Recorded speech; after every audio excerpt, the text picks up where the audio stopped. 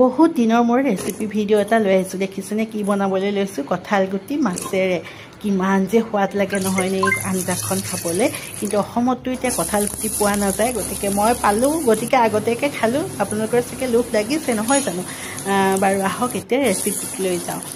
তেল গৰম কৰি ল'লোঁ, তাত মিহিকৈ কাটি লোৱা পিঁয়াজ, অকণমান আদা নহৰু থেতালি দিলোঁ, লগতে অকণমান ৰং গুড়া, অকণমান জলকীয়া গুড়ি দিলোঁ, লগতে বিলাহী দুটাও মই মিহিকৈ কাটি ধুনীয়াকৈ ভাজি ল'লোঁ। আৰু বিলাহী, আদা নহৰুৰ পিঁয়াজৰ কেঁচা গোন্ধত যোৱাত মই সিজাই ৰখা কঁঠাল গুটি জোলখিনি ইয়াত দি পেলাই এতিয়া উতল হাত মই মাছ কেইপিচ দি দিলোঁ। কঁঠাল গুটি কিন্তু মই সিজাওঁতে নিমখ ব্যৱহাৰ কৰিছিলোঁ, সেইবাবে পিছত আৰু নিমখ ব্যৱহাৰ নকৰিলোঁ। লগতে ইয়াত দেখিছেনে ধনিয়া পাত দি দিলোঁ।